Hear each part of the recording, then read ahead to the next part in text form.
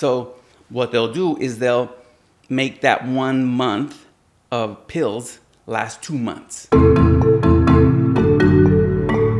Just under a third were making trade-offs between paying for their medical care, medical bills, and some other basic need like food.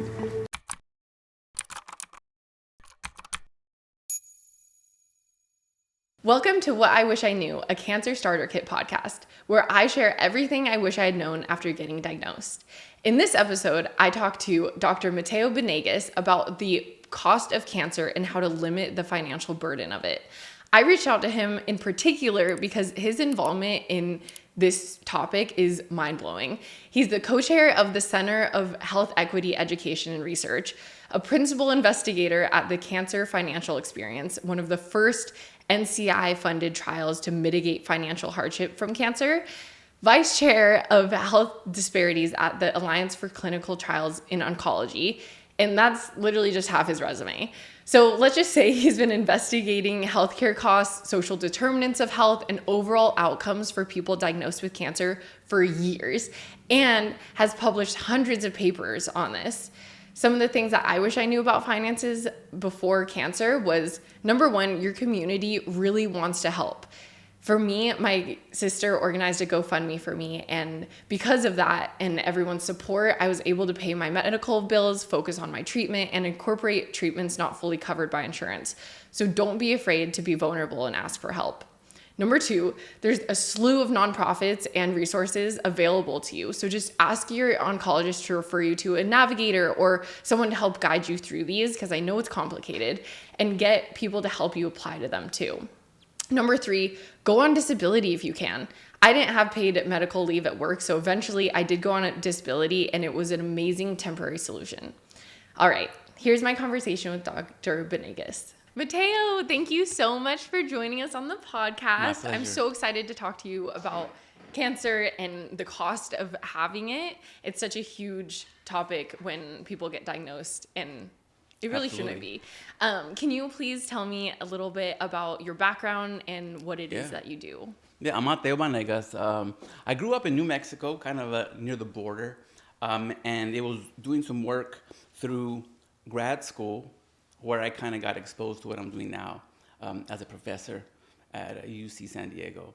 So really I got involved with some research with a couple of professors at school there at New Mexico State, and they were physician scientists. And really we were kind of just working on a couple of studies that was looking at what are the factors that are driving women specifically to not get their cancer screenings. And what we saw is it was really like cost, things like that, right? And so that kind of just put me on this path to kind of what I do now as a researcher, trying to understand, kind of how did the cost of health really impact this. So, now I'm a professor doing this kind of stuff, doing the kind of research, mostly focused on people with cancer. But that's a little bit of my background, at least. What do you hope that your research does or changes? Yeah, ultimately to come up with solutions. I feel like you said, it's a huge thing, these costs of care, medical care.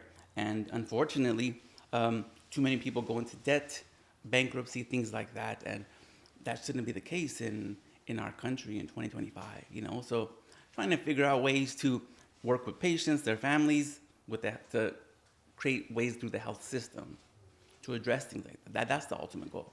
Yeah, absolutely. And do you know what drives you to care about doing this research and focusing on this topic as a whole? I think it's just that people shouldn't struggle, from day to day, having to choose between can they get healthy or can they pay medical bills and put food on their plate for their family. So it's just kind of one of those things. Every day, everybody kind of can understand. Most people, right? At least having to make those decisions. And so I just feel like, again, it shouldn't be the case nowadays, Absolutely. And you say nowadays, can you provide a little bit of context of kind of the history of this issue? Has it been so pronounced back in the day? Like, is it getting worse? Is it getting better? I think, it's a great question. I think over time, like many products, things have just got more expensive, medical care included. So, I think this kind of field, I would say what we call financial toxicity, which is a term used at least within like oncology, but let's just say financial hardship, kind of came about 10 years ago. And it was a physician, his name was Yusuf Zafar, used to be at Duke, an oncologist who kind of coined the term, really just showing though that, look, my patients are also struggling with these bills, these medical bills and associated costs. And the reason he called it financial toxicity is he said he wanted it to be considered just like other physical toxicities, right? On the same kind of scale, because it is an issue that can impact the patient's health and other things, just like a traditional kind of, clinical toxicity. So that's, you coined the term, and that kind of just exploded the field. And so now, about 10 years later, we really just described a lot of the issues, and we're only recently now starting to see potential strategies to fix some of these issues. Yeah. So with the toxicity part of it, can you talk about like how that does affect people's actual health with like this financial issue? Because most people see that as just separate from the health, and it's not in this holistic perspective. Absolutely. Yeah. I mean, I think what it really is when you're in a predicament where you can't afford the medical care, what we see is that people start to make decisions that could impact their care. And then that, like a domino, right? It starts to impact your health. For example, we see like some patients, let's say, for example, a prescription pill. It's $100 every refill, and it could be a lot. So what they'll do is they'll make that 1 month of pills last 2 months, right? They'll like skip a refill and then spread it out. I take it every other day or whatever it is, right? That way they have it for the 2 months, so they don't have to pay that bill. But the clinical recommendation is every day, right? So they may then impact their health because they're not taking it as they should to really achieve the health outcomes that the clinician wants them to. And then we see other things, which is shocking, that people skip chemotherapy appointments, all kinds of things, right? And it's just because they're trying to avoid that cost, that out-of-pocket cost, because it's hard to manage. And so that's how then it starts to translate into affecting your health outcomes. For sure. And even choosing your path to treatment, it's like you do create this kind of pros and cons list and map it out, budget for it. And it's like, oh, I'm not going to choose the treatment that I want and that resonates with me the most because I can't afford it. So I can definitely see that extreme correlation to like our own healing. I mean, there was a survey conducted by the American Cancer Society a couple of years back. It was focused mostly on like food insecurity, right? But what it showed, what the participants, these were all cancer survivors, and about a third of them, just under a third, said that they were making trade-offs, right, between paying for their medical care, medical bills, and some other basic need like food, right? So that's a lot. 1 in every 3 making those decisions, like you're saying, right? Whether to go forward and pay your medical care, your treatment, or again, like put food on your plate. That's And then think if you had like a family, kids, all this, right? I mean, then you start to see why this issue is so important, right? It's not just about one individual, the survivor, but also potentially their extended family. Absolutely. And do you think we talk about this issue enough? Do we talk about financial hardship when it relates to cancer? I think more so now, because there's so much work out there, and I think the commonality of medical debt just in the U.S. is, kind of, it's more well known now. So I think that we are starting to talk about it more. I think within the context of like a healthcare visit, I do think that we as patients or family members of patients should bring it up more, talk about it more with their medical care team, because that then at least gives us a chance to do something about it. At least try, you know? Yeah, and I will say I think most people don't realize how expensive cancer is until they're in it. What, from your outrageous. research, what do you think is the most shocking, biggest financial shock when people get diagnosed? Let's see. I would say, well, let's just think of like in terms of like total amounts of out-of-pocket costs, right? Some studies show that for individuals with, let's say, more advanced stages, like the later stages,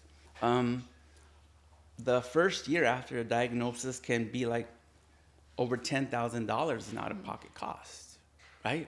So think about that, right? It's a, you know, we call like it's a health shock, the cancer diagnosis, and that no one really is prepared for, right? And then now you're paying that $10,000 for the year, and that's just for the medical care. Then we talk about everything else that it impacts, like your work, right? Things like that, where, you know, you're missing 100 days of work a year. Again, right? Because you're going to do medical care, all these things. So let's just say, you know, you're not at let's say you're at a job that doesn't have those benefits, or you get, you know, those PTO days or those sick days, right? Then that's like another, you know, $12,000, $13,000 in lost income, right? So it's just compounding. And so you can see how people go into medical debt, right? It's just like, so I think to me that those numbers are the most shocking. Or when people get their first bill, they're like, whoa. Especially when you get those bills that insurance hasn't kicked in yet, and you're just Yes. like, $50,000 for one Yeah. appointment. What is this? That shock's real, Yeah, you know? it's scary too, because it's like, Super scary. what do I do now? And I will say it's difficult to find financial like next steps. It's not. Yeah, I wouldn't say agreed. it's as seamless in the process of getting appointments and whatever. At least for me, it wasn't like, okay, and here are all your financial resources and people you can Yeah. call, and, you know, like websites and blah blah. So Like the resources. yeah, exactly. So for you, I was gonna ask, did you, if you don't mind sharing, what did you have, like a list of resources that was given to you or anything?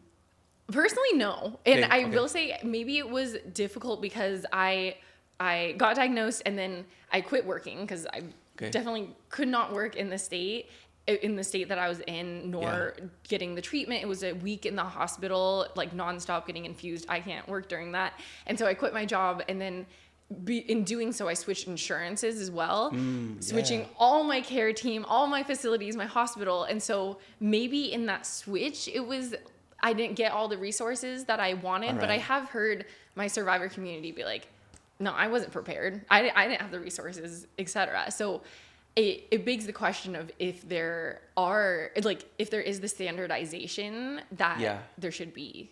Do you know if there's standards? Let me ask, when you say that, what do you, like standardization of what? Of like resources to be Oh, given, gotcha. like, at this stage, this is when you give your patients like a Oh, whole got it. briefing on financial options. Really great question. So I think that's kind of where we're at right now. I would say like in the field of this research. So we're trying to figure out, one, when should we be asking patients about this stuff? Is it like right when they're diagnosed? Is it, you know, within the first month? And then let's just say after that, how often, right? Because, I mean, you tell me, right? But there's to my understanding from what we heard from patients, it's like a wave of information, paperwork, all this stuff, right up front. And that's just then on top of going through the experience of like realizing you have this disease, right? You're about to embark in this, right? This journey. And so what some patients say, or some individuals say, is, I don't want it right up front, right? Like I'm already getting so much info, like give me a sec. And then, you know, maybe the next visit or whatever, maybe shortly after, we can discuss it. But then others say, right, no, I want to know right away.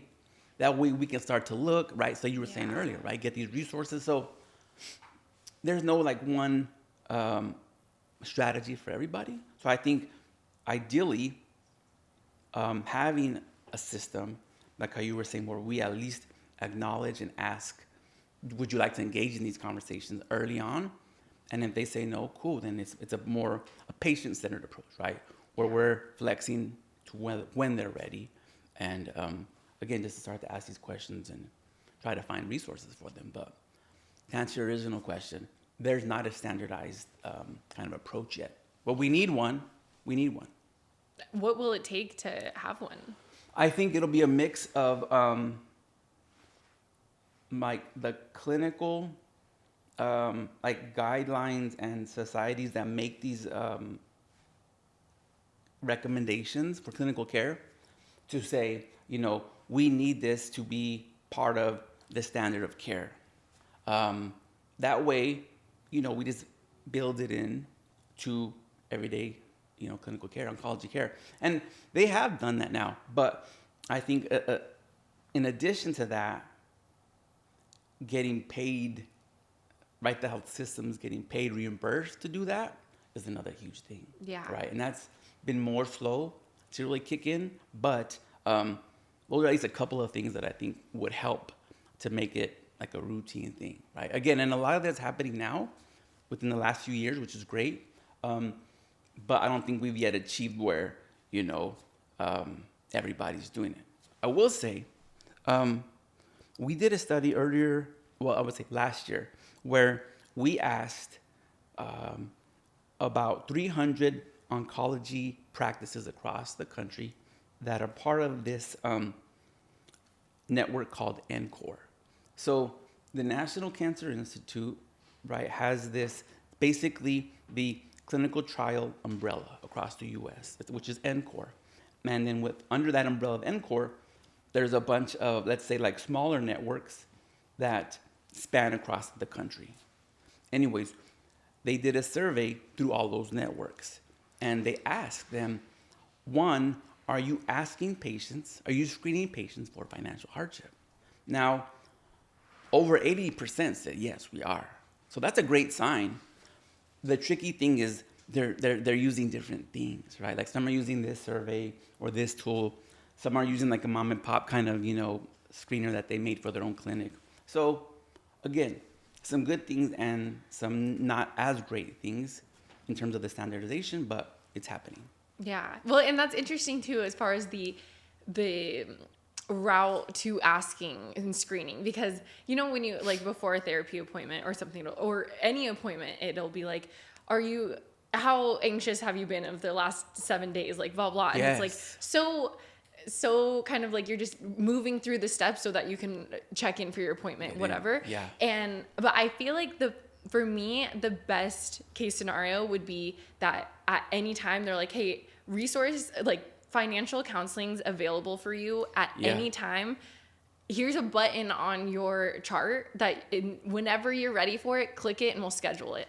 Yeah. I love that because it's like, then we can come when we're ready, when it's not overwhelming, or when we have a better picture of what's going on, because so much changes after a diagnosis, whether that's work and living, like moving. So many people move to get closer to their facilities and care, and their grocery list changes, their community changes. There's so many changes that like maybe we have that financial counseling at any point because of all those. Like if you have it in the beginning, maybe all of those things you learned won't even apply in the next couple months. And especially for the later stages of cancer, there's a kind of like a approach of let's solve this from the beginning. I'm going to treat to cure versus what's palliative care going to look like, like all those changes are. Well, I'm glad you said that about the travel piece, because that's one of those other things when you asked earlier, like, what's what's shocking, right? And I think it's once individuals kind of understand, okay, what's the care plan going to be? And let's say they live, in the country, an hour outside, 60 miles outside, right, of their closest oncology clinic or wherever they're getting treated, those bills add up fast. The gas, parking, which is ridiculous, right? In this, that we require our patients getting treated to pay parking. Yeah. Okay. Hotel costs or whatever, right? Like all these things. And sometimes you got to come in every day for like a week, 2 weeks early on.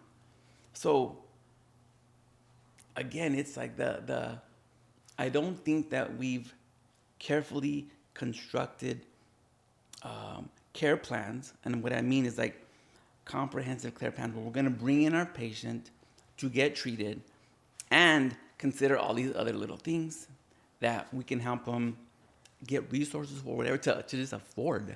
Yeah. You know, because it's so much. I think it's so disappointing when you see and you hear these stories, you know, and especially when you get to that, like pediatric cancers, right? Heartbreaking, right? Because it's just these stories of struggle, you know, when they're trying, and they're in a scenario where it's just like they're focusing on the little one, but you have all these other things you got to keep out. Like you said, early work, all those things. Yeah. It's just, you know. What are the differences in cost of care from stage 1 to Great stage question. 4? I would say on the magnitude of like, let's say, at least $5,000 in out-of-pocket costs, right? Yeah. And what's tricky with these numbers is, you know, we get these great studies or these great reports, but it's really based on the data of the patients in that study, right? So some are like Medicare patients only. Some are like, you know, commercial patients only, right? People with employment-related insurance. So there's not like a for sure number, but definitely the difference between early versus late stage, like I said, the magnitude of like $5,000 or more, Yeah. right? And the reason is a lot of the more advanced stage patients have higher intensity care. And unfortunately, some of the treatments for the more advanced stage are really expensive, especially when you get to like the oral cancer medications and things like that are, you know, hundreds of thousands of dollars a year total cost, but depending on your insurance, right, and your out-of-pocket requirements could be, you know, in the magnitude of tens of thousands of dollars. So what are those out-of-pocket costs? So it's like Great question. co-pays and That's right. And like what's being considered Co-insurance, in that? Okay. deductibles.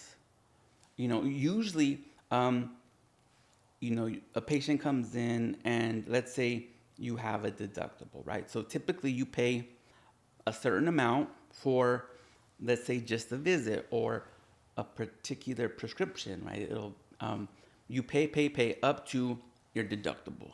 Let's say it's $1,000 a year. Then once you hit that, most of your medical care is covered, but you may still be required to pay like a co-insurance. Let's say it's like 10% or something like that, 5%, right? So you hit your deductible, but you still have to pay a few things up until you hit your out-of-pocket max. That then is when you shouldn't have to pay anything else, right? But that out-of-pocket max can be high, right? Like $12,000, $15,000. So again, imagine, okay, being a patient and then having to pay that within a 6-month time span, right? You're just here with all these bills. You're paying your deductible. You reach it quickly because it's, you know, thousands of dollars. And then you're like, oh my God, how am I going to afford this, right? So on top of my mortgage, right, and my car payment and, you know, food bills, things like that, utilities, it's a lot, right? So what we do now is there are things like navigators, right, that some systems have, patient navigators, things like that can, or even social workers, right? Social workers have been doing this for decades, right? Like really working with patients to understand their mental and sometimes these other social needs that they have, trying to find resources, right? But again, it's really about having that individual connect with them or mention this early on, because I think right now we have a reactive system. Yes. Right? It's like, if you mention it to me, then I can help. But we're not proactive in being like, McKenna, you know, do you have any questions or concerns about the cost of your care, your medical bills, right? Like just, even if it's just that one question every visit, just to see, right? That could open that whole conversation up and help you early on, versus 6 months down the line, you're like, Yeah. you know, you know, I'm surprised that you're not responding better. And you're like, yeah, I've been skipping my prescription drugs. I can't afford them. And they're like, oh, you know what I mean? Like, by then it's not too late, but later than it should be if we Yeah. would just ask you earlier on. How do you know? you get, for people who don't have a patient navigator, financial navigator, any of those things, how do you get one? I think it's really about, one, just asking, again, the system if they have any resources. Most of the time, like that study that I mentioned earlier, when we asked the clinical, the oncology practices, most of the time it was the social worker that was helping. I would say, if I remember correctly, over half of the system said they had some kind of a patient navigator or something, but like over 80%, I think it's like 88% or something, said that the social worker was like the one doing this kind of connecting, right? So, you know, shout out to the social work teams, because they're really, you know, doing a lot of this work. Yeah. And so when people do get into medical debt, are there Yeah. programs that exist to help get you out of it? Yeah, there are. I mean, I think there's a few kind of, I guess, things, right? So some health systems have financial assistance programs, which, for example, can cover, like, depending on your income and other eligibility, like a scale, let's say 75% of your medical bills for 6 months, things like that, or 100%, right? Depending on, again, on your eligibility. But a lot of systems don't have that, right? So there are programs, like, I would say, to assist with these medical costs. Like, you know, a lot of the pharmaceutical companies have like these assistance programs, right? So, but again, it's like barriers to the application process, or just asking or finding out about it. So, and then, so there's those kind of programs, again, that assist either with the bills already accumulated or moving forward. Then there are things like, bless you, Thank you. there was legislation that was passed in the prior administration where they were trying to set it up to where medical debt wouldn't be reported on credit reports, right? Because you could imagine, once you get that negative mark, right, then like it could really ruin your credit. Yeah. So, you know, it was a way to say, look, this can be reported, and, you know, then people could make financial moves as they needed, right, without having to have that negative hit, right? Because it's kind of, again, a domino effect. For sure. But that's changed because groups challenged it in court, right? And so they blocked that rule, and things currently haven't changed, right? So it was like we were making that headway, really trying to really help people who experience that debt at least have that chance to where, okay, I know I'm in debt right now, but at least it hasn't impacted my credit, so I can make some financial moves to try to do something. And just didn't work. So those are, I think, are the kinds of things that, you know, we could do better in terms of like legislation and big picture things as a country to really, you know, help people just manage this kind of thing. Yeah. And I know those are only a couple examples, but there, you know, we can discuss others too. Absolutely. And I know there's not even this issue of financial hardship isn't just relative to going to appointments, paying for treatment, but also explorative treatments such as clinical trials. And I know you did a research on the roadmap of kind of improving representation in clinical trials. Great question. Can you talk about that? Yeah, so with the clinical trial, it's really, you want to recruit individuals to your trial that you think may best represent the population of patients that your drug or your treatment is going to ideally impact, right? And so that's what we call our eligibility criteria. And traditionally, they've been very prescribed, very narrow, right? Including like age range. So for example, ideally you would recruit, I should say, ideally for these older trials, they were saying, okay, let's recruit like a younger population that we know is going to be healthier and could potentially, may not be as impacted physically compared to like an older population that may have like other comorbidities and things like that already. To make their trials look better. To make right, so that's Okay. you're getting like an ideal, right? Got it. So, and that goes for all kinds of different characteristics, right? Like having few comorbidities, things like this, right? So what we're saying, but okay, so that's one thing. But when the results come out, and let's say they're great results, there's a 50% improvement in survival, whatever.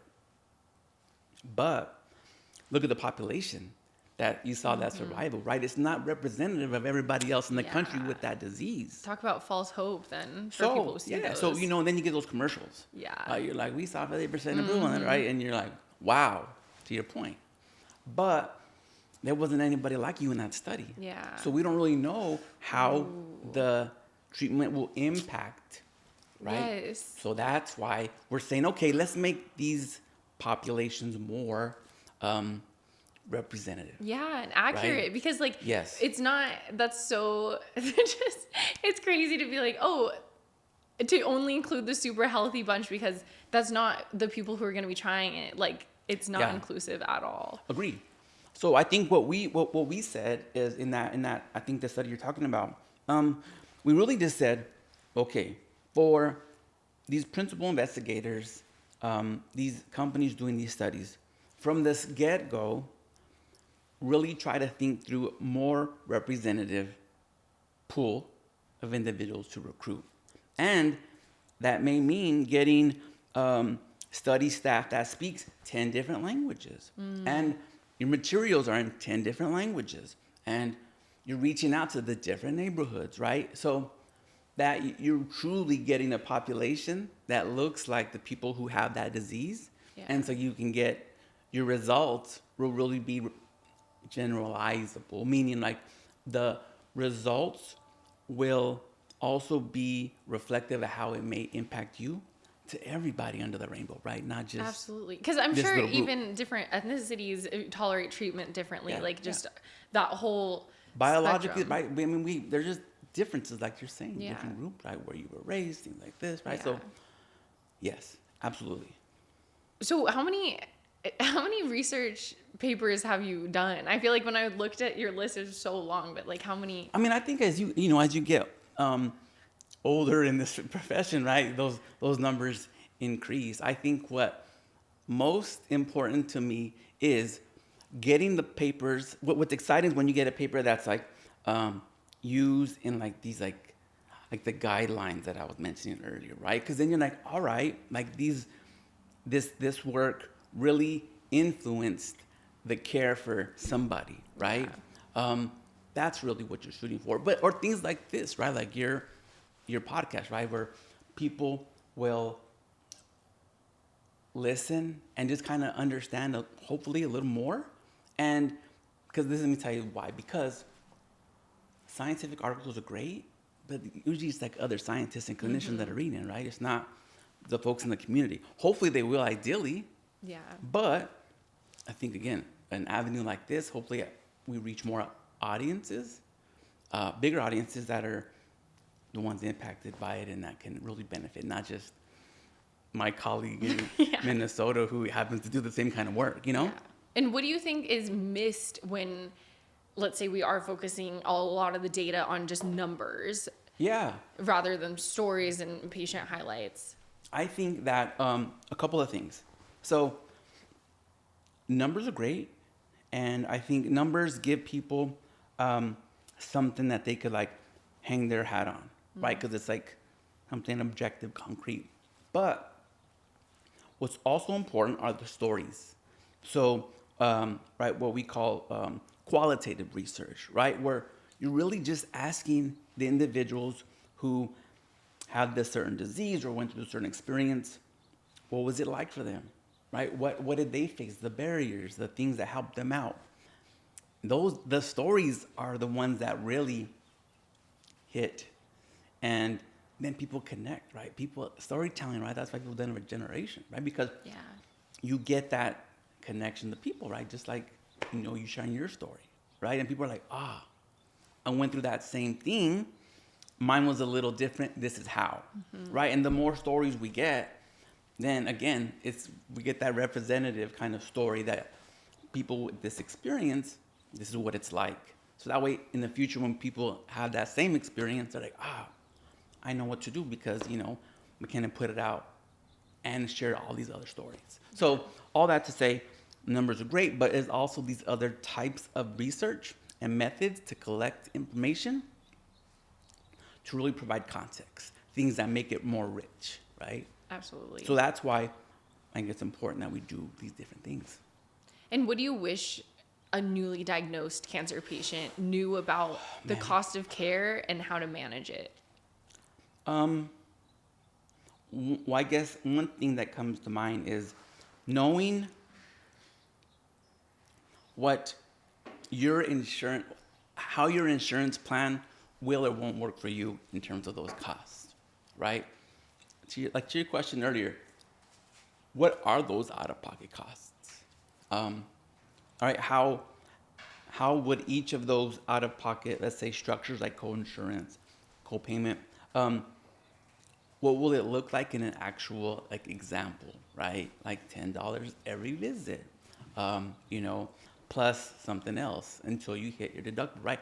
Walking people through it, that way they know exactly how it's going to play out in real life. So that, also just knowing, like you said, what kinds of resources are available at my hospital, at my clinic, in my community.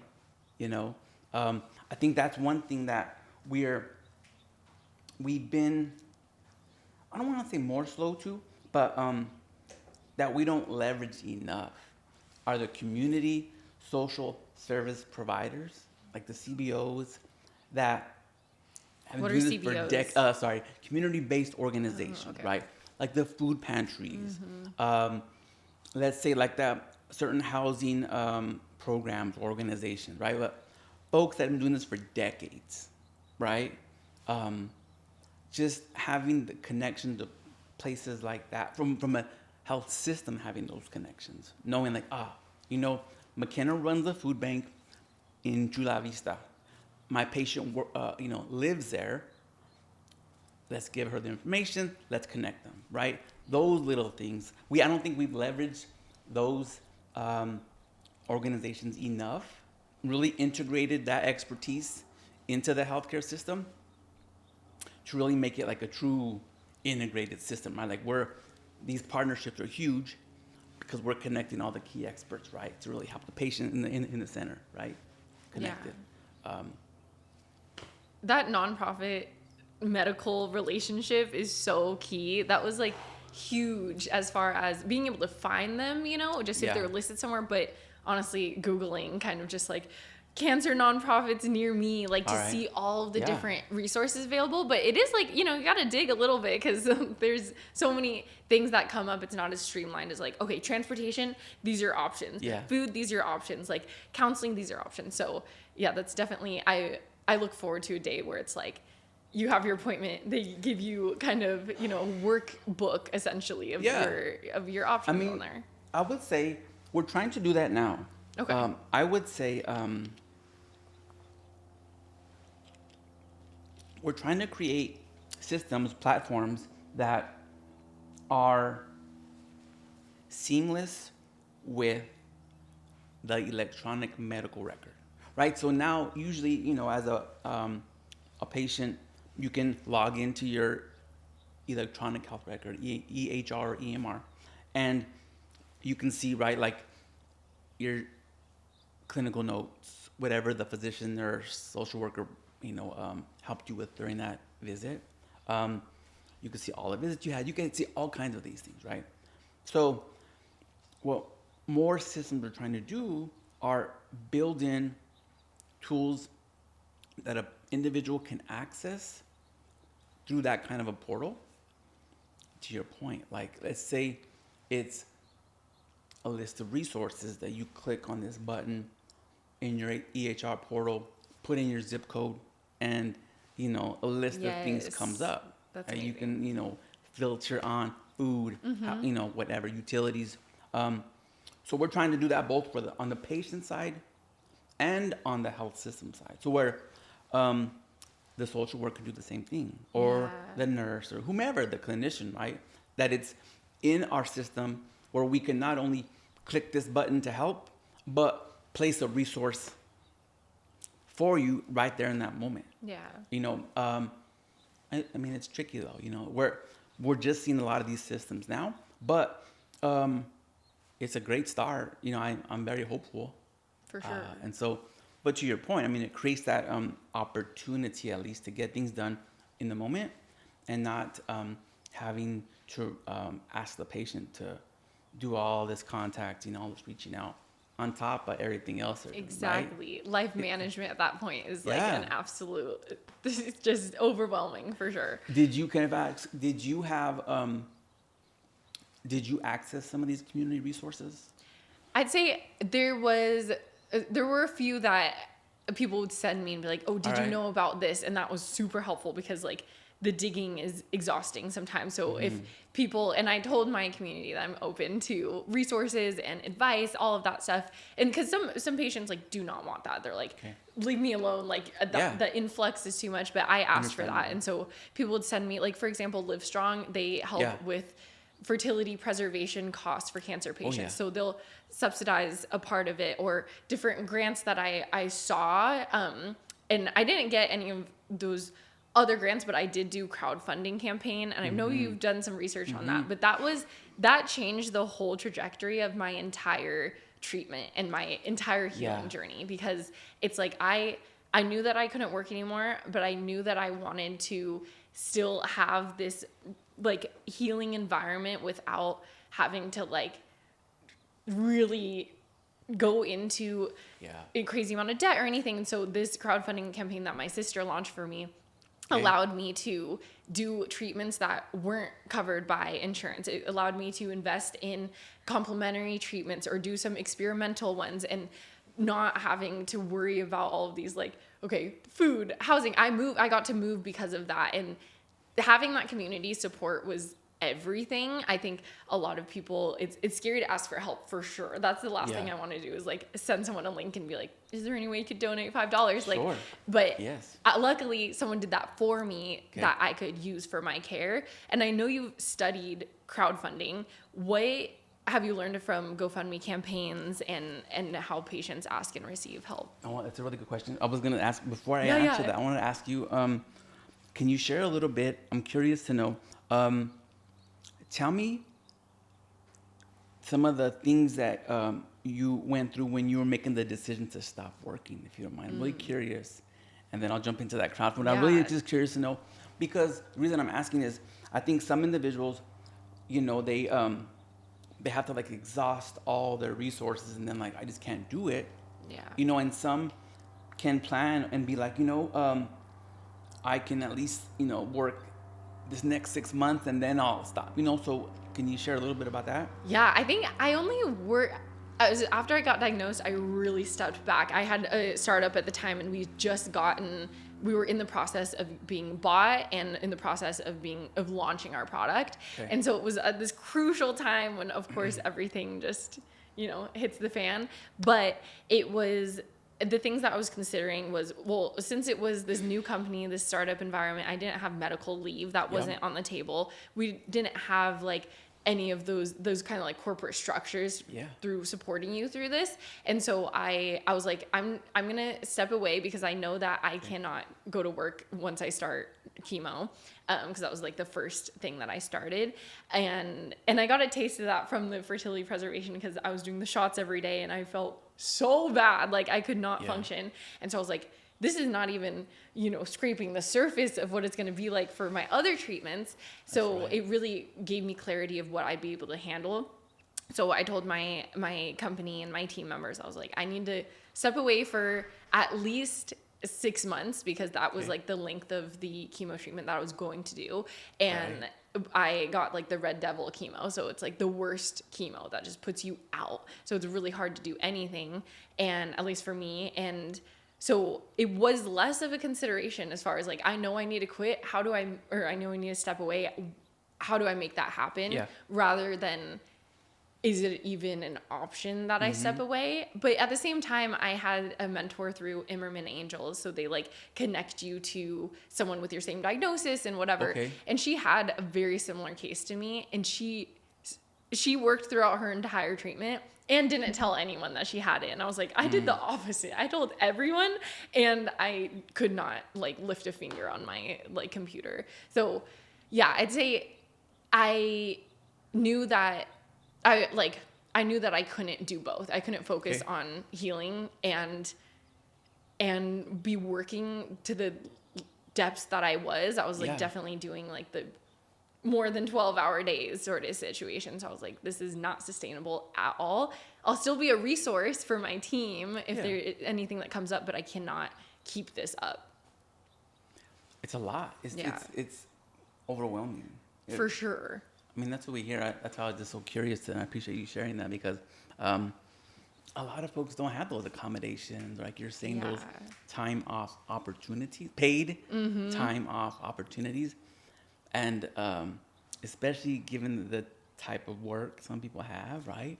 Or let's say it's more physical, or like then Yeah. you're getting those scenarios where, like, I can't continue doing the same work duties, right? That activities that I was. So you got to make these decisions. Absolutely. And if they're like the sole breadwinner, Yeah. in the family, then I know. what? That's right? the thing, because I know that I'm so lucky in that as far as my ability to focus on my healing, because I didn't Yeah. have kids, didn't have a mortgage, and I was able to, I had a community who was like willing to support me through this. But Yeah. if I didn't have those three, I don't know what I would have done. And I already Yeah. felt so much stress financially in that time before, like the crowdfunding, whatever. And just because I didn't know what to do, I didn't know all my options and all of that stuff.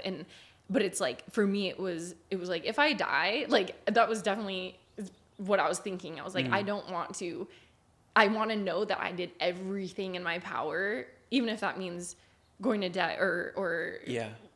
having to sell everything I have, like, so that I can just solely focus on this. And in that freedom, like, was the best thing for myself, because all of the space in my brain and body allocated to work in this like entrepreneur environment could then be free to be an entrepreneur for my healing, like to see, Yeah. try all these different things and whatever. So it's a complex situation for sure. Oh my God. I think what you're saying reminds me of this one individual who's a participant in one of our studies.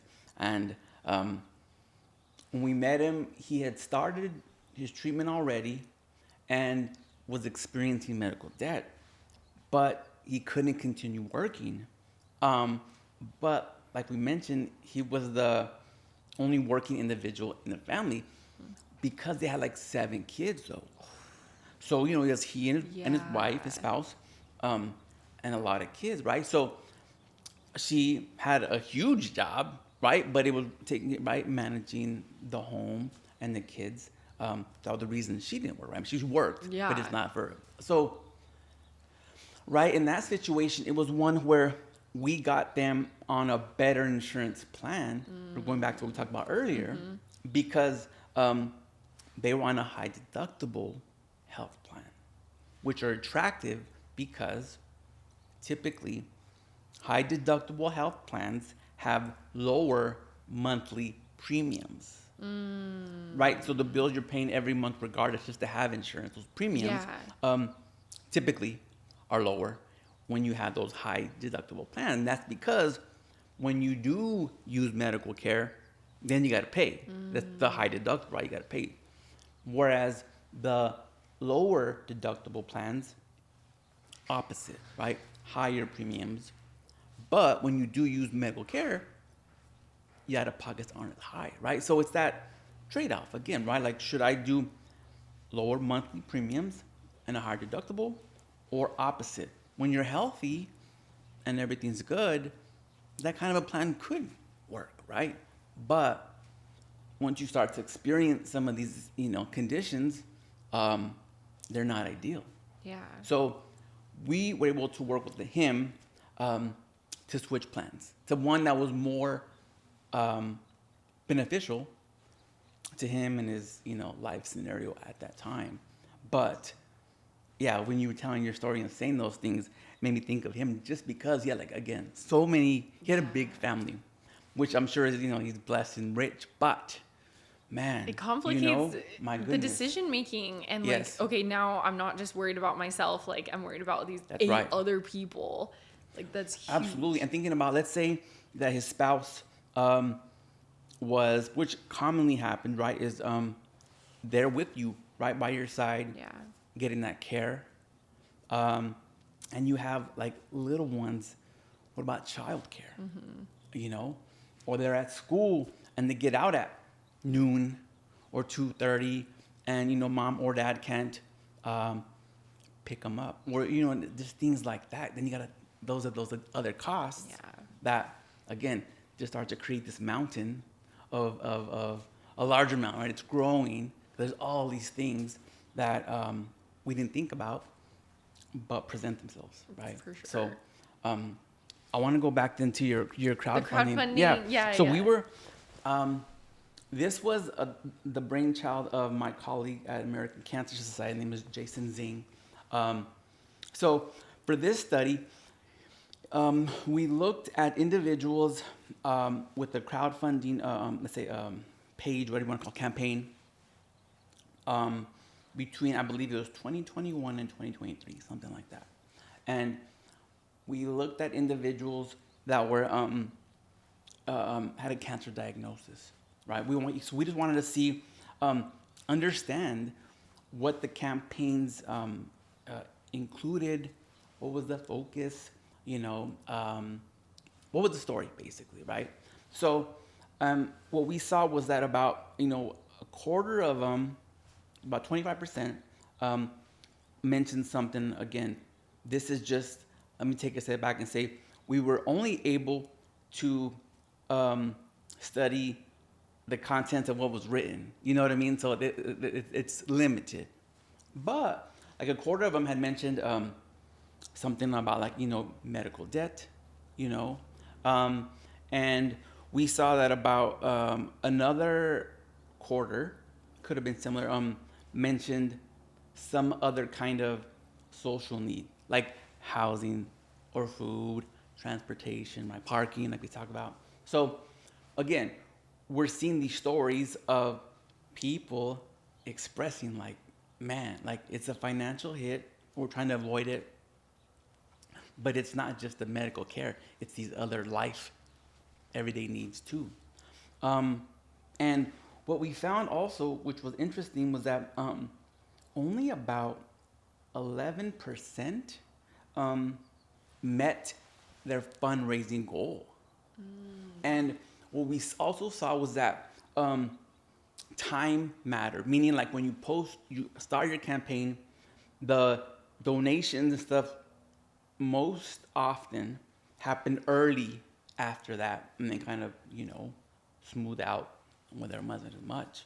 So I think it was interesting just to see that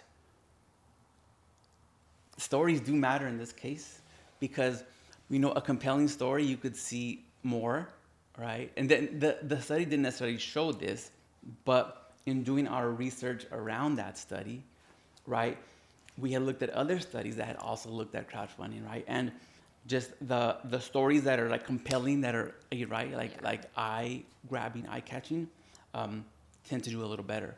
But also what it was interesting was that most of the studies, I want to say almost 90%, asked for 5,000 or more, right? Mm-hmm. And so it's again, and it's just interesting to see that it can be a valuable tool nowadays. I think But to your point, which is an excellent point, asking for money is hard. Yeah. You know? Do you think we need to be better about asking for help as cancer patients? Well, I think it's more that we should be, all of us, right? Whether a cancer patient or any patient, just asking these questions, voicing these, maybe it's a concern or just curiosity, like, what is my deductible? Why, again, these things that just start the conversation, that, again, those conversations, just that awareness piece is huge. Awareness on all sides. Yeah. Yours, mine as, let's say, a provider or as a health system, that awareness can, because then we can set up a plan, right? If I know about it, then I can at least try to find help, again, to set things up. And I will say with the deductible talk and like, you know, monthly payments, insurance feels for me like a second my language. gosh, yes. And it's so difficult to make any changes with insurance, so difficult Yes. to understand. How would you recommend someone get familiar with their plan and kind of just like navigate Great it better? question. Like, is there a better way to navigate insurance? Oof, that's a tricky. I don't know that. I mean, most Why of does it us, have to be so most of difficult us too? don't understand these terms, Yeah. right? I mean, even whether you're, you know, in the health system or not, right? They're tricky and they're hard just to kind of, again, pull all the puzzle pieces together to make sense of it, right? So I'll say a lot of organizations, like I think they're called Blood Cancer United now. They used to be the Leukemia and Lymphoma Society. A lot of nonprofits like that have excellent videos Okay. that explain these terms, or even like scenarios, right? Like, what is a copayment, right? And that kind of really walk people through like a realistic example scenario through a video or like, you know, an animated kind of thing. That's huge, right? Because then we're getting people to really just like, yeah, explain these things in a way that people understand, Yeah. right? And there are some studies, some strategies right now.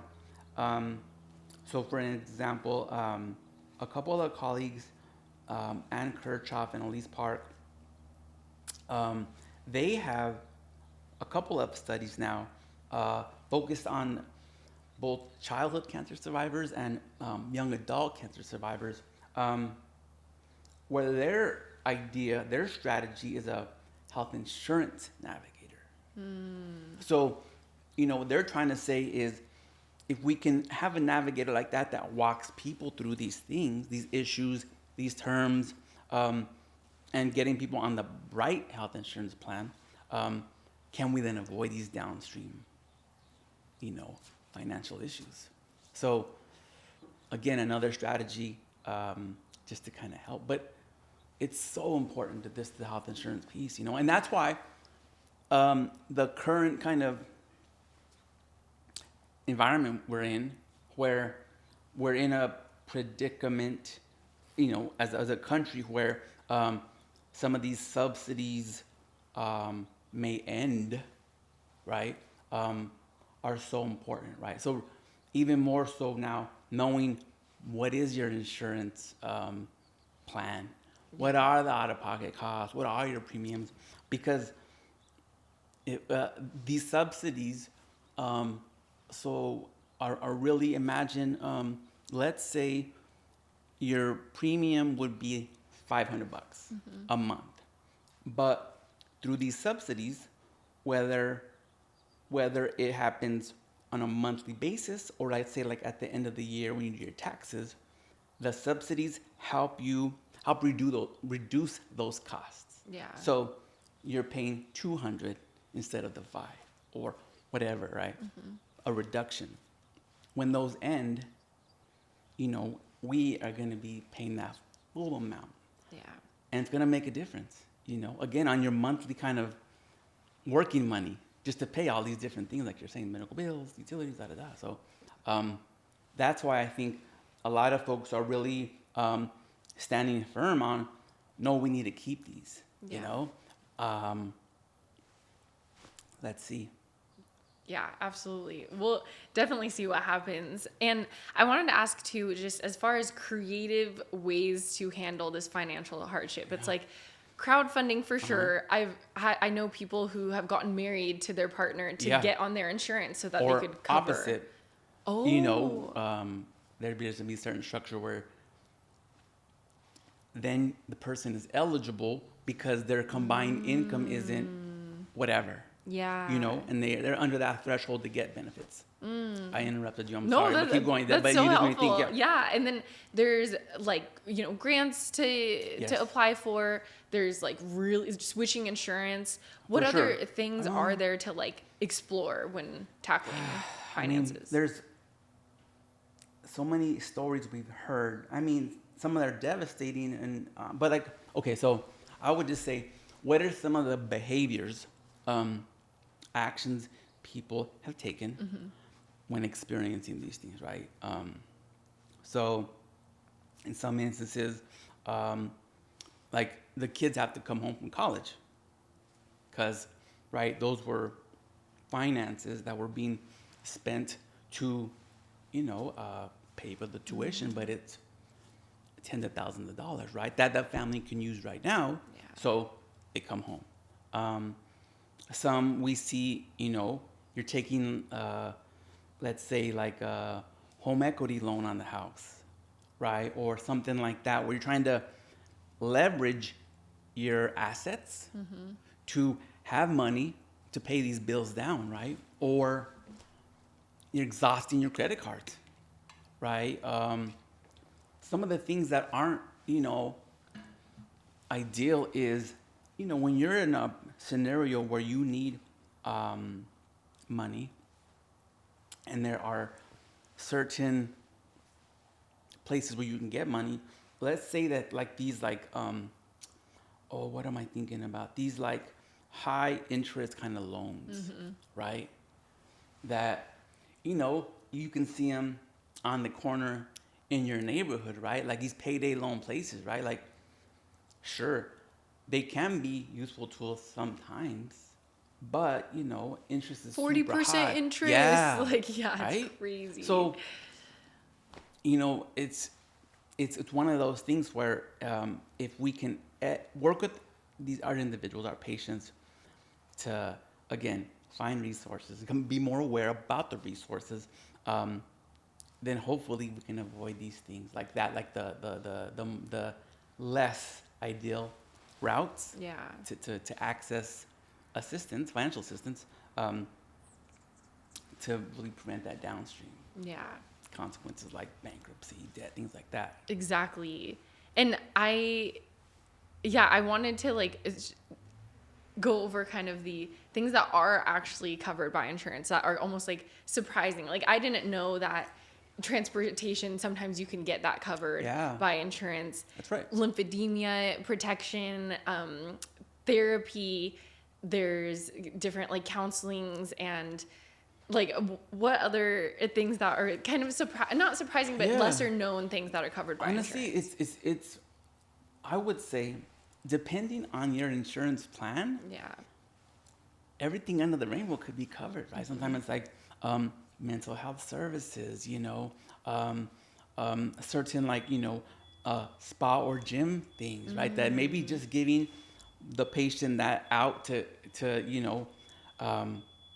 walk on a treadmill, or just be just have that mind space where you're separated and outside of the clinic, right?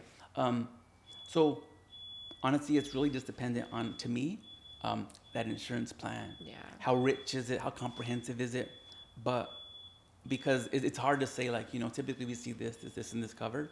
I would say most often we see some medical expenses covered, but beyond that, it could be, you name it, it could be covered. It's tricky to say. It is. You've talked about the 4A's. Can you walk me through that framework and how that could help a patient who might be feeling lost right now? Yeah, I think, okay, so it kind of just goes to what we've been talking about. I think the first, right, the awareness is part of just expressing these concerns, asking these questions, and which then allows each of us, let's say the health system, the patient, the community organization, to be one, aware of the issue, but also talk about what resources are there. That's the awareness piece, right? I would say the adjustment piece, and you'll probably have to remind me of the 4As. I know that they're my 4As, but the adjustment piece is important, because that's where really we as a health system can, I would say, create a more patient-centered care plan, right? You adjust the care to align with our patient's life scenario. So, that's like, let's just say, for example, we know that our patient is at risk for financial hardship. And there are 2 treatment options available with, let's just say, equal potential benefits, right? So at least we're level here. But the costs are different. So if we know they're at financial risk, we can have that conversation and say, look, McKenna, these are your 2 options. It looks like the treatment benefits are going to be very close, if not the same. But you're going to have to pay $20 versus $100 a month. Yeah. At least present it to them, right, to where they can make that decision, again, based on what they could do, based on their financial circumstance. That's that adjustment piece. Just being aligned with them. One's advocacy. What's the other one, McKenna? What did I mention? Awareness, Okay, ask, thank you. adjust, and assist. That's embarrassing. No. They're my 4As, and then I don't even remember them. Okay, so the assistance piece, right, it makes sense, right? It's really just, as you would imagine, making those warm handoffs for the individual, the patient, their family, caregiver, to that resource, whether it's in the community, at the health system, wherever. And I think what we've seen in some of our navigation studies is the amount of assistance. Remember that slide I showed you? If you remember the timeline, right? The number of different programs and I would say applications and things that an individual potentially has to go through over, in our case, those 6 months was wild, right? You remember that image, right? So thinking of that's just in addition to their medical care visits and everything else. So all that to say, what we mean by warm handoff is literally helping the patient access the application, maybe, helping them fill it out to the extent that you can, right? Often you can't literally fill out the application for them, but you could walk them through the application process, right?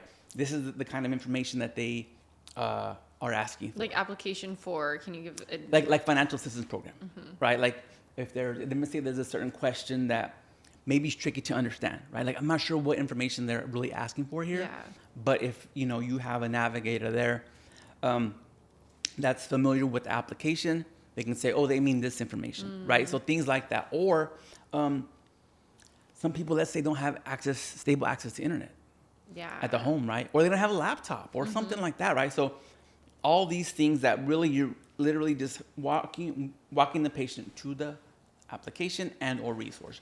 Again, you're a food bank. I have a patient that lives in your neighborhood. Connect you, McKenna. This is Johnny. Can you connect with him? He has some needs that I think you can assist with. He lives 3 blocks from here. You know what I mean? Things like that you're making these connections. So it's not on you as a patient to call and say, hey, Dr. So-and-so recommended I can't. That's a lot, right? You're closing that gap right there for him. That's the assistance piece. And then the advocacy piece is really all of us really working together to create these resources available to one another and creating these integrated systems to where we're all communicating, we're all working together in these, cross-sector partnerships to where, you're fixing your health needs at the same time when you're fixing your non-medical needs, like we'll be talking about, right? Yeah. Utilities, whatever it may be. But all of these needs are happening at the same time. And it's not on any one group to solve all the problems, right? We're working together to address all the needs in a timely manner. Yeah. So those are the 4 A's. Thank you for your Amazing. assistance too. Of course. And I know you've done so many studies on this topic and everything. Do you have some just numbers that you'd care to share of things that you've learned, takeaways from all of these papers you've published and whatnot? I mean, I wouldn't say, I think it's more like these 4 A's things that are, I think are more important.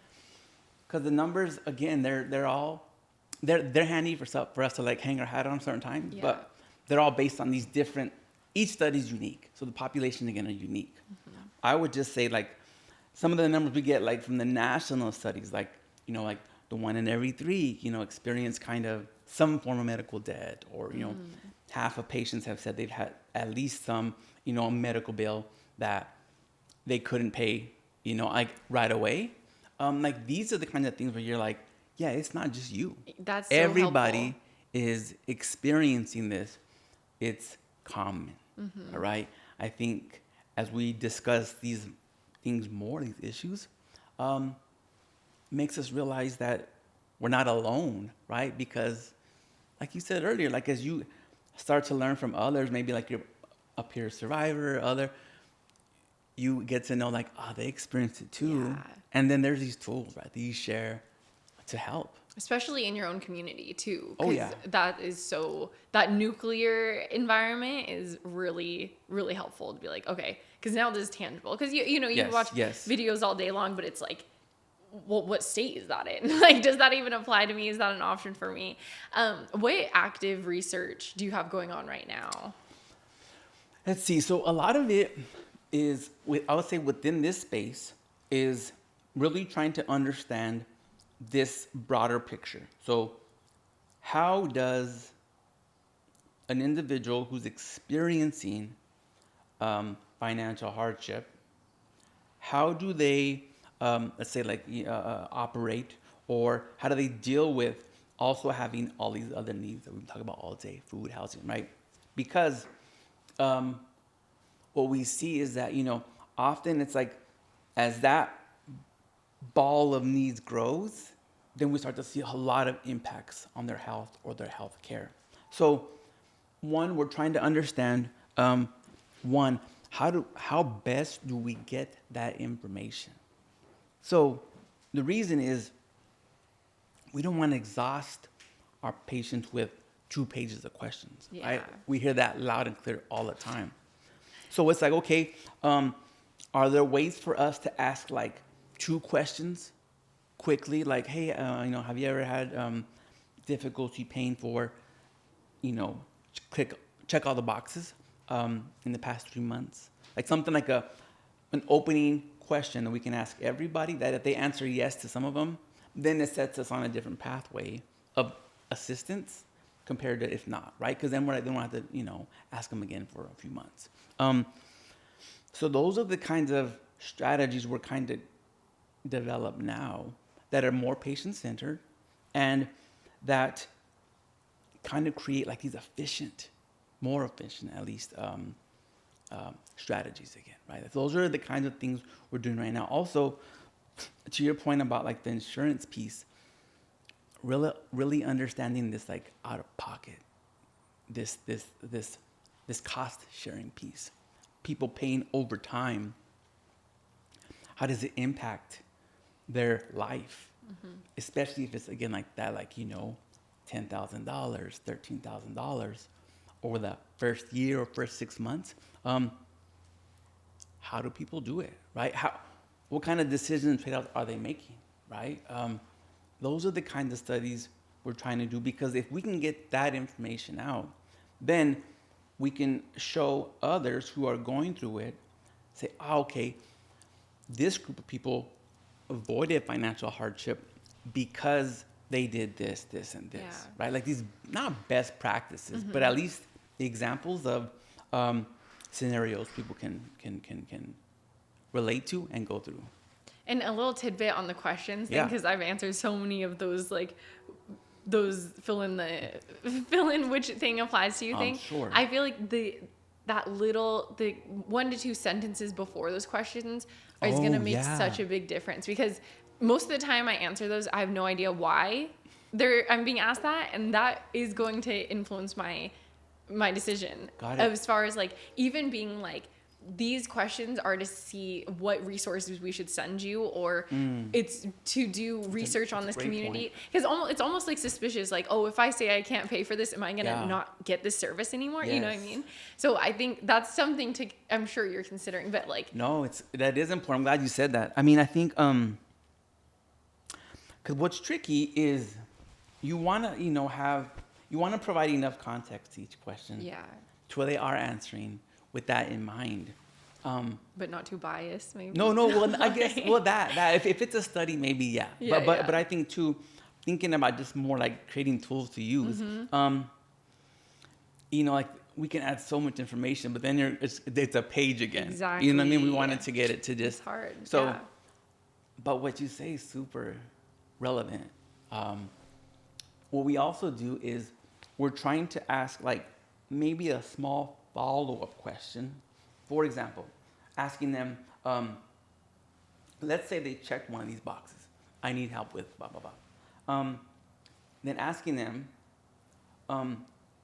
what kind of assistance would you like? Yeah. Would you like a resource sheet that you can do on your own? You want it to connect you with someone on the clinical team that can, then help you, or you just not want assistance, right? You may have them, but you're like, I'm good. So at least then it's, again, more patient-centered, and we're not assuming that you want assistance. Yeah. Because a lot of things don't. So it's just important for us to acknowledge that and align with what each individual wants, Exactly. And obviously, a lot of the things we've hit on is that our healthcare is kind of like it has a lot of room for improvement. This whole system Sure. does. Oh, yeah. What examples have you seen of places doing it right? Like, is there a model kind of North Star that y'all look at? Not yet. Okay. Not in this. I would Yeah. say the ones that are doing it right are where they like the health systems or clinics, whatever, that are asking these questions routinely, these financial questions, right? Some way. And that do it routinely over time. And the reason I'm saying that is, there are studies that have shown that just asking those questions help avoid financial hardship. Again, it's that awareness. It's those things, awareness assistance, right? If we know about it, we can at least do something, hopefully, about it, right? So that, I would say, is huge, just that piece. Now, the strategy to assist and really avoid it, we don't have a best practice yet. So, Like even in other countries? Well, I mean, I think they're all so different, right? Because Exactly. we have like I know, that's true. universal coverage or things like Yeah. that. So they're just different, right? And those, you hear like, yeah, universal coverage is great, which it is. But some say, oh, but your wait time's long because everybody's in line because everybody has that access. So it's always advantages and disadvantages. I would say some of the things that are helpful are those countries that have the rich like employment benefit coverage, right? Like that are very flexible. You get 6 months off of leave if you have these kinds of experiences or conditions, right? Because those are realistic, right? They're giving the individual a chance to like some of the things you expressed earlier, right? Like not having to be concerned about the work and all this, right? Just focus on you getting better and whatever it is that you need to get better, right? Those are the kind of examples that I think if we could incorporate here in our country, in the U.S., as kind of standard practice, it gives people at least a chance, Yeah. right? Instead of having to, like you said earlier, struggle to, I don't have paid sick leave. So I'm going to lose, 2 months of wages. And, again, it just goes downhill from there. So I know I didn't answer your question exactly because there's not, and like I deal that I'm aware of. I think it's both on one, the environment you're in, right? What works in, Boston may not work in Albuquerque, New Mexico. You know what I mean? So it's just, it's so environmentally and contextually, I would say specific. Yeah, for sure. On what works. If you could design one dream study, what would it be and what would it be looking at? You know which study I want to do. I want to do that. Well, I want to do this trade-off study, right? Where I really want to walk month by month with patients and understand the trade-offs they're making financially and socially, would say in their lives as the medical bills come through, and understand what information did they access and act on that helped them make that decision. Because to me, if we can understand that, then we can see some of the things that really help. Right? Maybe there's, I don't know, people who avoid financial hardship at 6 months. Let's say they all access this resource online, this one resource or something, right? Or this piece of information helped, a lot of people avoid financial hardship, right? Or avoid food insecurity, right? So it's going to be, a study that we're recording information. We're working with the participants to record, log. This is how much the bills were. This is how I spent my money. These are the decisions I made.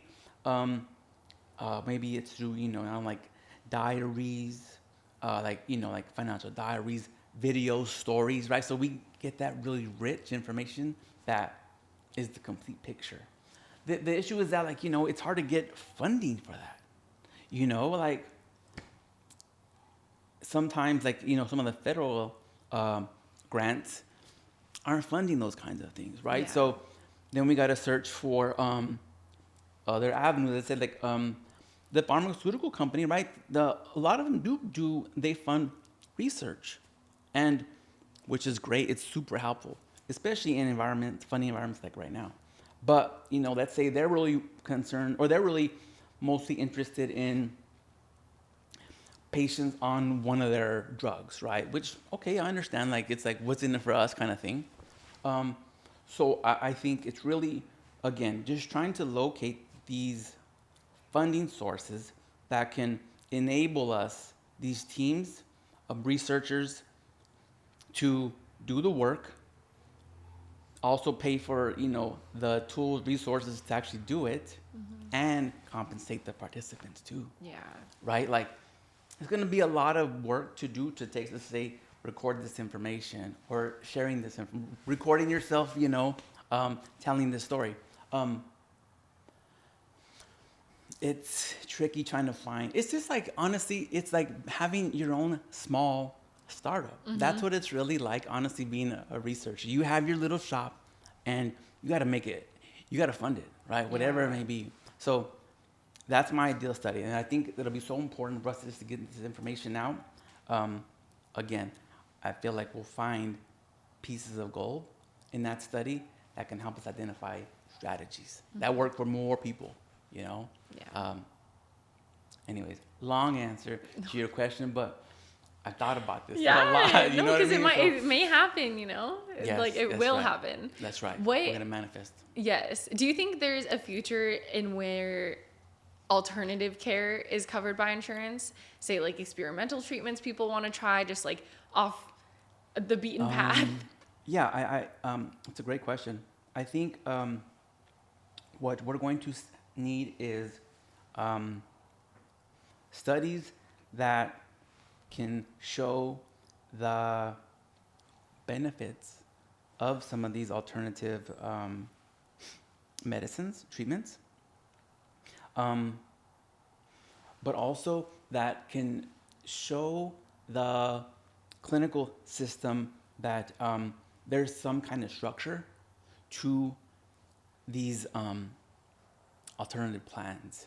So like let's just say it's a supplement, right? That there's some kind of structure or evidence around the supplement that we can say, okay, McKenna is taking 300 milligrams of, this supplement in addition to their traditional, right, care.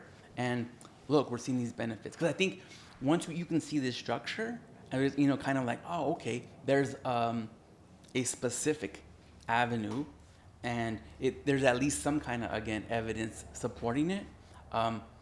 That's, I think, where we can start to align more with the more traditional things. But I will say there are those rich plans, insurance plans or benefits, where they'll cover some of these things. I think it's really just about the traditional kind of, structure of those approvals and, of treatments, and having somebody, let's say your clinician, whatever you want to call them, your specialist, working with you on taking those meds or those treatments to convince the insurer that they're worth covering. Yeah. Does that make sense? Yes. And with insurance, I've seen this many times when I'm like, say I meet a therapist that I want to work with, but they're not in my umbrella of care, and they're like, oh, you can retroactively ask your insurance to cover it. What's that called again? And like, how does that work? You're talking like about a prior authorization. You're just like talking about post coverage? Yeah, like when you ask later. Like out of network kind of coverage? Kind of. I'm sorry, I'm not. No, okay. There's just like, basically it's like you can see someone that's out of network, but then you can get out of network, like, reimbursement sometimes. Yeah. How does that work? Well, in those cases, it's really just, so often, right, the insurance plans they'll cover, let's just say medical care for everybody that's like a part of their quote unquote system, all right, their network of providers. And then there's this larger network that's, everybody else outside that is in your community, but they're not in that insurance plan's network. So it's just one of those things where often you pay a different amount out of pocket for those out of network providers. Yeah. And as I think, as you were saying, is the insurance company has to have some kind of a reason or rationale for you going outside the network. And a lot of times it's challenging because the reason you provide isn't any of the reasons they had on their list for, oh, okay, then we can cover it kind of thing. So in that case, I think that's kind of related like we're talking about. It's really helpful for that out-of-network provider to really be able to provide a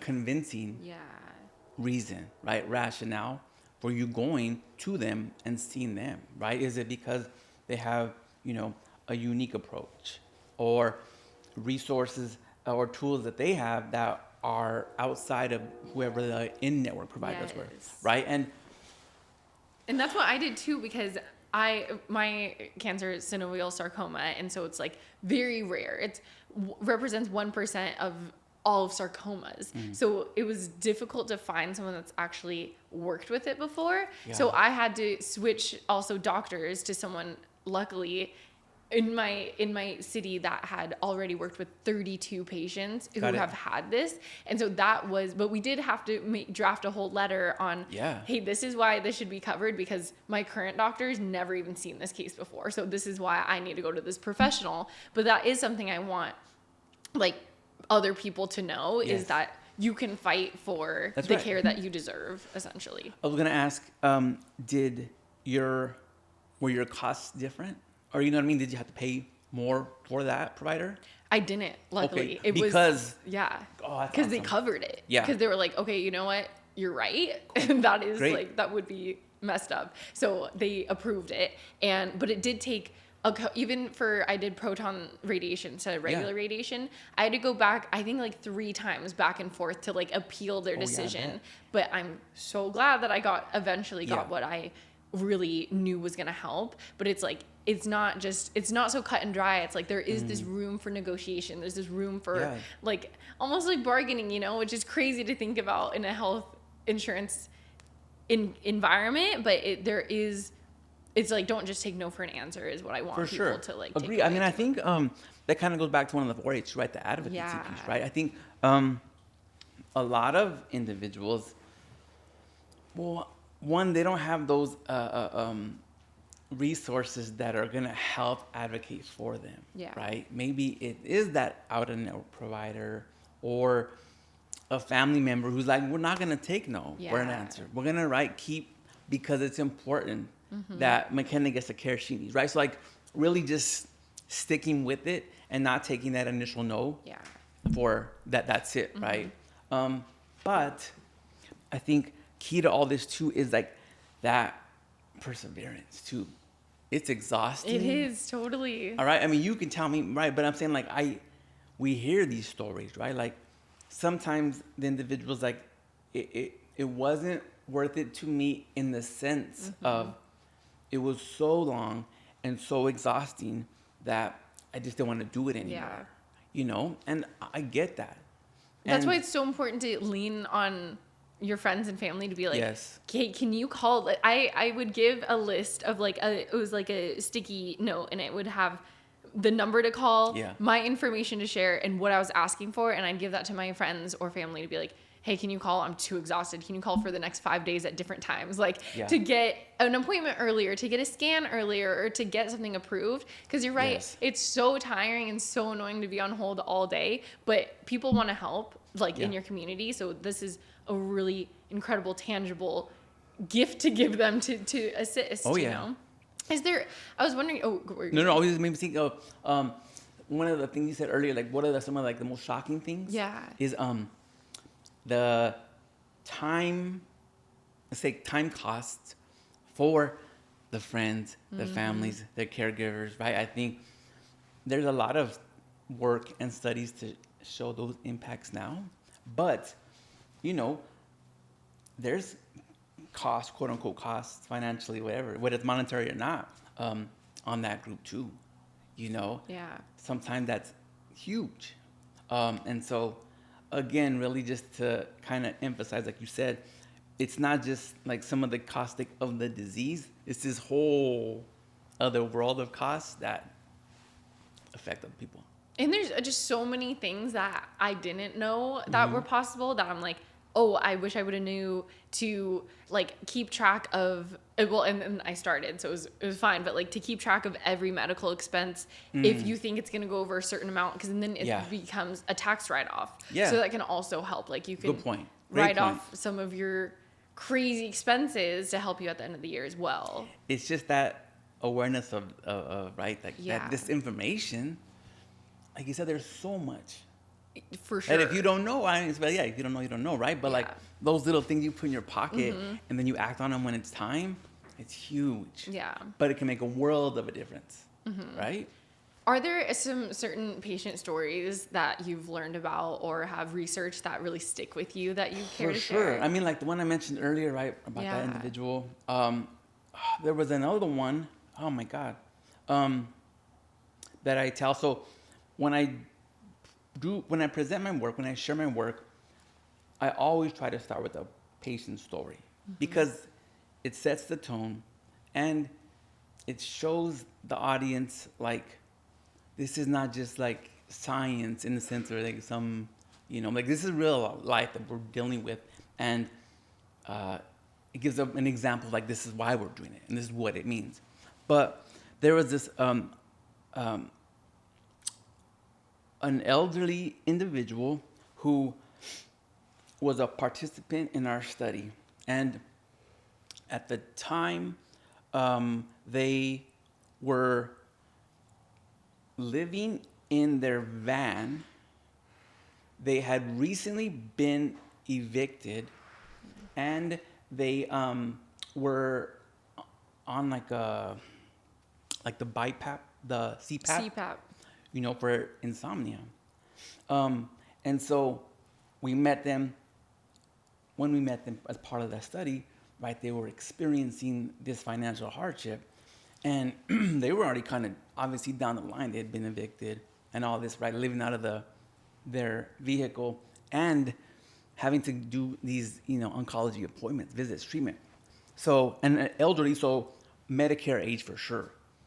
And you're just like, whoa, right? Because then you're like, it puts everything into context quick, right? Your life, your struggles, you're like, man, like this is the scenario.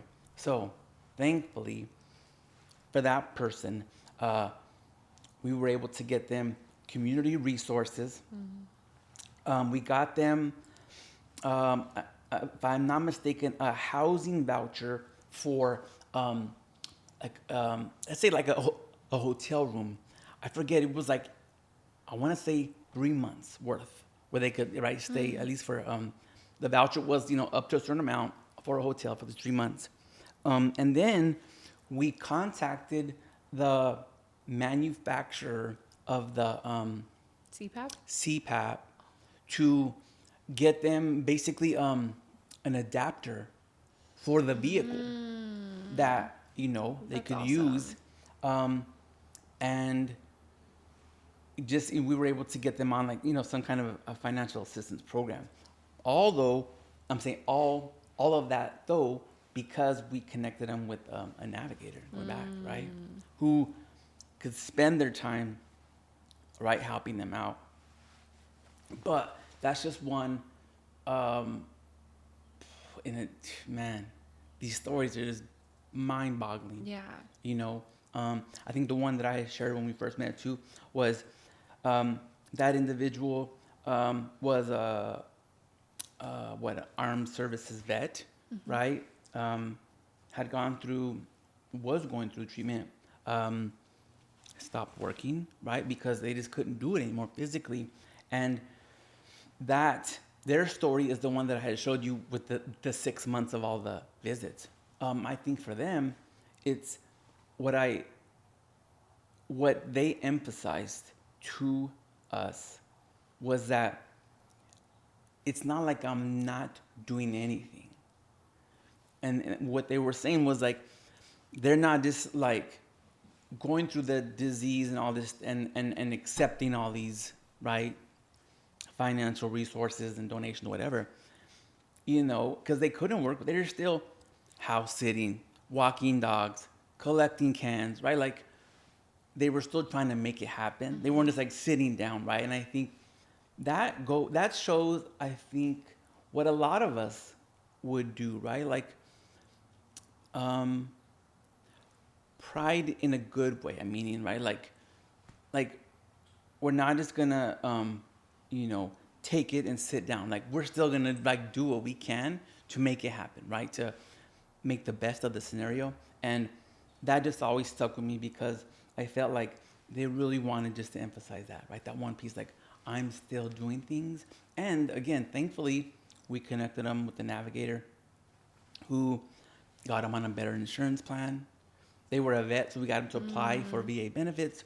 That person got on Medicaid for the time being, unemployment benefits. Like we connected them with all these resources, but I think it was just that one statement and kind of like conveying that to us. It always just sticks with me because I feel like, it's not like people are just, I don't know, again, just like taking all these, gifts or whatever you want to call them, donations, and just like not doing anything. I think it's a misconception. For sure. And it can be stigmatizing too. So. And It's I important. think that'll help demystifying that will also help people ask for help more because Agree. if that's a block at all Yeah. in their head, they're not going to ask people because they're Agree. like, "Oh, you're just a big use." Like, you know what I mean? Yeah, like it's yeah, not, that's but right. that's not it at all. Agree. Normalize it. Yeah, exactly. And because then you can pass it on to someone else Yeah. when you're better. And so I wanted to as we wrap up, I want to just like kind of go over the tangible takeaways that people can have from this conversation with like finances. And I want to do this together, but like some tangible ones that I'm hearing is like, call your insurance now. Like say someone just got diagnosed, call your insurance, figure out everything that's covered. Yeah. Ask for a financial patient navigator. Really keep track of your medical expenses. Lean on your community. Look at unique ways to finance your situation, whether that's crowdfunding or grants, looking into nonprofits in your community that are going to help. What other are there? What am I missing? Well, I think just expressing, mentioning this, asking these questions, whether or not you're struggling financially, to your medical team. Just mention it. Yeah. Can you tell me about the cost of this treatment? Are there any resources? Yeah. Just again, if you just at least open that door to the assistance early on, right? Maybe you don't want it right away, but next week you may be in a better, scenario where they could send you that documentation. Yeah. Or they can connect you with a social worker, right? So just adding on to what you said. That definitely goes to advocacy of like being so proactive. I always tell people that it's like, you think people are gonna just like, advocate for you, or you think they're gonna keep track of everything, but it's like, you're the only one that's gonna do it at the end of the day. It's impossible, right? Yeah. I mean, in that sense, like, trying to remember and think of all those things while you're doing, I think that's what we forget, right? Like, you're already going through so much with the disease and the treatment that, I know.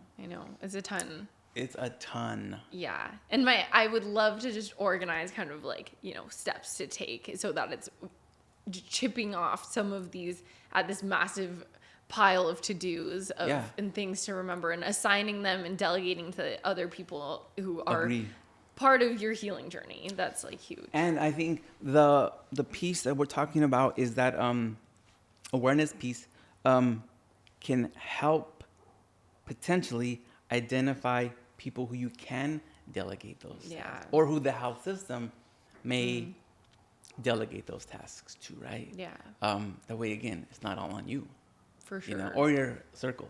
Yeah. And I do love that concept of like that story you shared about that couple living out of their vehicle, because it's like there are solutions for no matter what situation you find yourself in. There are options, and a huge takeaway from this too is like, you're not alone. Like the 1 in 3 stat that you had.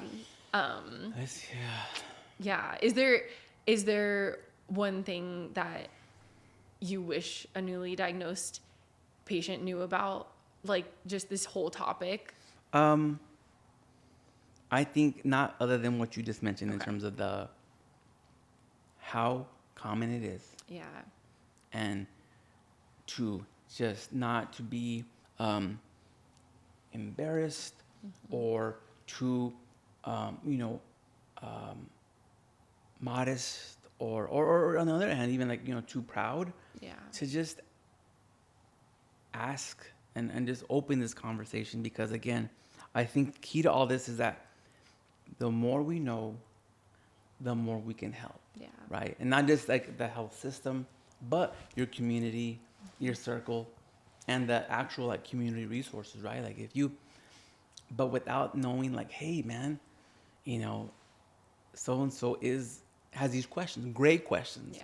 Or, they're struggling with the cost right now. That's right. If you don't know, then people can't act for sure on it.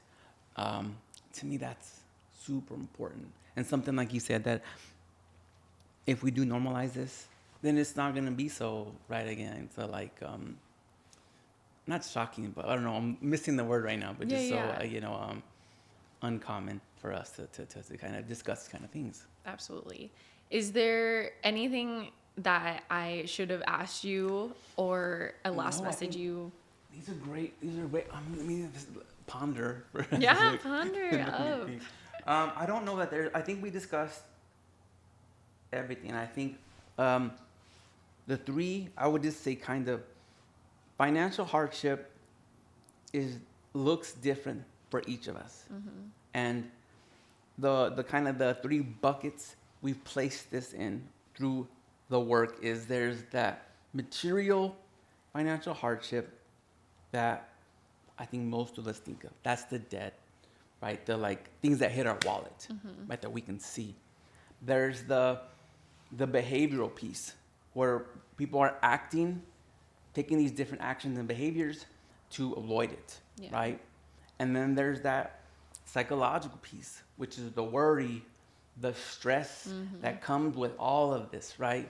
And so those three kind of main buckets, they're mixed, and they each of us experiences them in a unique way, which is why it's so hard to have this like a single solution that works for everybody. For sure. But again, I think the positive thing is we are coming up with more ways now to help, and I think it's opportunities like this to discuss it, to hear stories like yours that where you can share what you did, what helped for you, really help us to come up with better strategies more and more. Yeah, absolutely. And just like amplifying the voices of nonprofits too. Like there's even what comes to mind right now. It's like there's retreats that you can go to when you're a cancer survivor or whatnot. That like I went to Costa Rica and just hung out with other survivors and stuff like that, or going to just places to relax and reset your nervous system. And there's organizations that their job is purely trying to make your life easier as you go through this. So it's just empowering all the people trying to make a difference in this space for sure. Agree. And there's, I really want to emphasize to everybody that, there's so much work, not only going on within like the research space, but even outside, like to really help each other. And so, the more that we can get, this information out, whether it's through sharing your story or, just kind of creating these resources on your own. Maybe it's like a pamphlet that a survivor creates, or a tool that was helpful for them. All of this really just helped to, give us more information so tools can be developed to help. So it's that, I guess, kind of that advocacy piece, right? Advocacy piece where as we build more partnerships and capacity to assist, all of us, right, are getting richer in that sense.